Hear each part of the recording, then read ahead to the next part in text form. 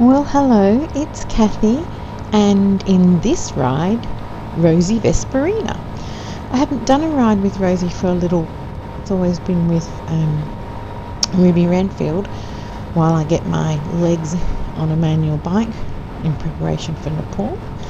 But today we are riding to the hub at Mangrove Mountain on Rosie Vesparina, and I'm testing out a seat for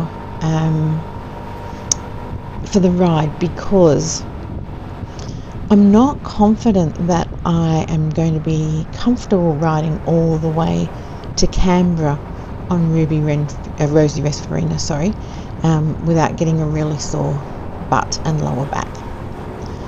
So as a little bit of context, I've had a few injuries in my life, probably in the last maybe 10 or so years.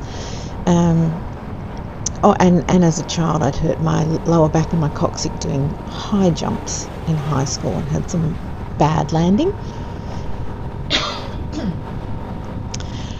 And also in a mountain biking accident, maybe 10 years ago, I had a very nasty fall and I broke off 3 of the transverse processes in my lower spine. So those are the sticky out bits on the side of each of the discs, I guess, in your spine. We weren't able to reattach them, unfortunately, and so they kind of float around somewhere in there, but it does mean my lower back on the left hand side gets quite a bit of pain every now and then. So a few little niggles and things, and old age doesn't help. Not that I'm old, of course, but you know, as you get older, the body's not quite as compliant as you'd like it to be. And also the position that you sit in when you're riding the Vespa is quite upright, and it puts, for me, it puts a bit of pressure on my coccyx and lower back. So I needed a different seat option. Marie, who I often ride with, had bought herself a particular seat cushion, and she said it was really good, so I tried it out on this ride.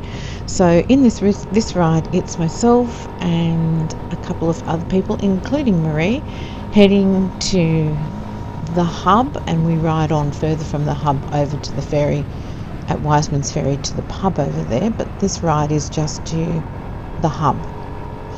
So we're testing that out and see how that goes. The other thing, I think I mentioned in my last video that I'd brought a new leather jacket. It's the Fiona jacket, and it's in a kind of a deep, almost a Merlot-y colour red. I'm not wearing it in this ride because this is the ride that made me think I really need a different jacket. So I look a little bit Michelin Man when I'm riding today because I've got 4 layers on underneath, including my lovely bright red jacket. And there's nothing wrong with wearing the 4 layers, except it's a little bulky underneath all of the layers. Makes it a bit bulky for riding, so I thought, I've got to have a different solution for it. I've got my heated gloves or glove liners that I put on to keep my hands warm, but 4 layers for the jacket's probably a little bit too much, so that's why I brought the Fiona leather jacket. It's leather, but it also has some stretch panels in it for comfort, so I will wear that one moving forward just for the winter months, and then come back to my nice bright red one, which is my favourite one. So that's 2 pieces of update. Just as a bit of context of where we are riding at the moment, we have met at the petrol station locally where we always meet up, and we have ridden up Carryong Hill, which we've done a few times before, turning right onto Wiseman's Ferry Road, and we're at that intersection now. And then we just follow Wiseman's Ferry Road, and you can see here it's a bit bulky around my belly. I mean, I have a middle-aged lady's belly, but not that big, but there's a lot of layers in there, and I've got things stuffed into my pockets as well, so it looks a bit funny. Anyway, we're riding out along Wiseman's Ferry Road, heading to Mangrove Mountain to the cafe. Other things that I have purchased just recently, one is the Cardo PackTalk Pro. So I had the PackTalk Sprint HD, but decided to upgrade to the Pro, which I will take on 2 trips. One that I'll talk about in a minute, and the other obviously when we head to Canberra next March. So I've tested it in my helmet. I haven't ridden with it in my helmet yet, but I will test it out. What I like about it is that I can use voice commands in it, which is fabulous. So I can say, Cardo, turn on the radio, or Cardo, call Fred Smith, or those sorts of things. It also has crash detection, which I hope I never have to use, but it's, I guess, a good feature to have. So you just pop in the name of your emergency contact, and if you go kersplat, because of the sensors in it, it detects that you've had a fall, and you have a few minutes to cancel the emergency call, but otherwise it will call whoever you've popped into your system for your emergency contact, so that they can do what needs to be done, either contact emergency services or give you a call to check in and see how you're going. So I will give that one a good test, potentially on the next ride. And the other thing that I have purchased, which I haven't got yet, is the Carpuride W603, I think that's what the numbers are, or 602 Pro. It hasn't arrived yet. Hopefully it will come in the next week or so. And my justification for that is that I had brought the quad lock setup for my phone, and I was kind of putting it together and thinking about installing it. And I'd watched some videos about, people whose phones had fallen off their quad lock, and, the iPhone is not cheap. And so I kind of thought, I'm not sure I want my phone hooked up to my bike like that.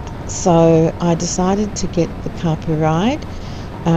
It's a 6-inch screen, and obviously it connects to your phone, and it kind of just mirrors what's on your phone, but it also has its own built-in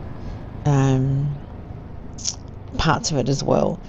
You can get it with the tire pressure monitor as well, but I did not get that. I did have one of those that I'd bought from Amazon a while ago and had it on my Rosie Vesparina. But what I found was it was really fiddly when I then had to go and put air in my tyres, because of the type of screw that's on there, and you had to use a little spanner thingy to get it off, and I found it a bit more fiddly, so I didn't love it. So I didn't purchase this one with it. I just bought the standard unit. And what I can tell is there are 2 options of connecting that to your bike, either via a USB, and I have a USB plug on Ruby Renfield and Rosie Vesparina, so I'll test that out. I'm not sure it has enough oomph to power the Carpuride, but we'll just have to test that.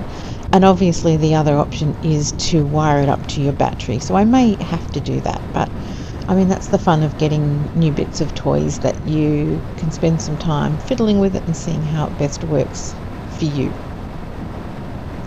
So I'll update you on both of those in the next couple of videos.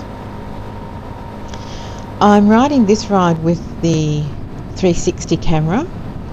I still struggle editing the 360 cameras, and the file sizes are huge, so I don't do it very often.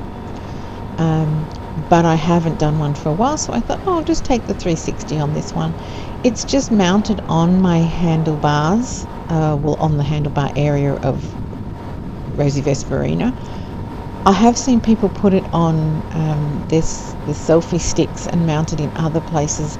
I haven't done that. They always look a bit precarious to me, but they seem to work. So I need to decide when I head to Canberra whether to take this or just the Action Pro 5, which I love using. So the other thing that I have planned is an overnight ride to Scone in New South Wales. Now, it's not that far from where I live on the coast, but I really wanted the experience of riding somewhere, staying overnight and riding back. So I've mapped it out. I've used Claude AI to help me map a route that is learner and P friendly, and I've created GPX files for it, and I've saved it in lots of different apps and on the Garmin Zimo XE2. So depending on whether the Carper Ride screen arrives in time, I will use that, but I think I'll also take the Garmin with me, so I have a secondary navigation tool just in case I can't get my head around the Carper Ride. So that's a lot of things happening at the moment.